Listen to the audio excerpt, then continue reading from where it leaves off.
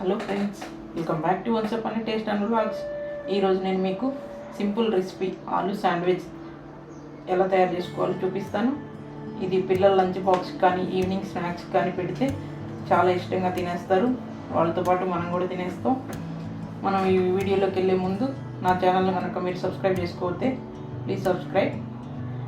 మనకి దీనికి కావాల్సిన ఇంగ్రీడియంట్స్ చూసేద్దాం. ఇప్పుడు ఈ ఆలూ శాండ్విచ్కి చాలా సింపుల్ ఇంగ్రీడియంట్స్తో మనం తయారు చేసుకోవచ్చు. ఒకసారి చూసేద్దాం. Bread slices, onions, potatoes, garam masala, mayonnaise, కొత్తిమీర, సాల్ట్, కారం, చాట్ మసాలా. ఇప్పుడు ప్రాసెస్ చూసేద్దాం. నేను ఒక బౌల్ తీసుకున్నాను. ఈ బౌల్లో నేను ఉడికించిన ఆలూని ఇలా స్మాష్ యాడ్ చేసుకున్నాను. కుక్కర్లో పెట్టి 3 విజిల్స్ వచ్చే వరకు ఉంచితే ఆలు ఉడికిపోతాయి. ఒక టేబుల్ స్పూన్ కారం యాడ్ చేసుకున్నాను. ఒక టేబుల్ స్పూన్ గరం మసాలా, తగినంత సాల్ట్, కొత్తిమీర ఇవన్నీ యాడ్ చేసుకొని దీన్ని ఒకసారి మనం మిక్స్ చేసుకుందాం. ఇలా మిక్స్ చేసుకోవాలి. ఇలా మిక్స్ చేసుకొని చాట్ మసాలా యాడ్ చేసుకొని ఆనియన్స్ కూడా యాడ్ చేసుకొని ఒకసారి బాగా మిక్స్ చేసుకోవాలి. చూడండి, ఇలా మిక్స్ చేసుకోవాలి. బాగా మొత్తం అన్నీ కలిసిపోయి మనకి ఒక స్టఫ్ తయారవుతుంది. ఇప్పుడు నేను 2 బ్రెడ్ స్లైసెస్ తీసుకొని ఒక స్లైసెస్ మీద ఈ స్టఫ్ని ఈవెన్గా స్ప్రెడ్ చేద్దాం. మొత్తం ఆ బ్రెడ్ స్లైస్ అంతా ఈవెన్గా ఇలా మనం చేత్తోనే ఇలా స్ప్రెడ్ చేసుకోవాలి. ఇలా స్టఫ్ తోటి మొత్తం ఫిల్ చేసుకున్నాక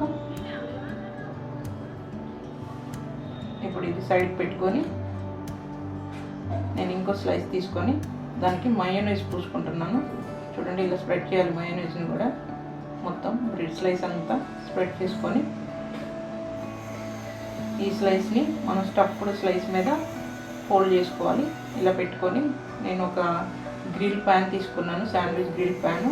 ఈ ప్యాన్లో కొంచెం గీ యాడ్ చేసి ఈ శాండ్విచ్ని ఇలా పెట్టుకొని వన్ సైడ్ రోస్ట్ అయ్యాక ఇలా ఫ్లిప్ చేసుకోవాలి. ఇలా ఫ్లిప్ చేసుకొని సెకండ్ సైడ్ కూడా బాగా రోస్ట్ చేసుకోవాలి. సిమ్లో పెట్టుకొని రోస్ట్ చేసుకోండి. చూడండి, నేను ప్లేట్లోకి తీసేసుకున్నాను. శాండ్విచ్ రెడీ అయిపోయింది. ఇప్పుడు ఈ శాండ్విచ్ నేను శాండ్విచ్ కట్టర్ తోటి ఇలా ట్రయాంగిల్ షేప్లో కట్ చేసుకుంటున్నాను.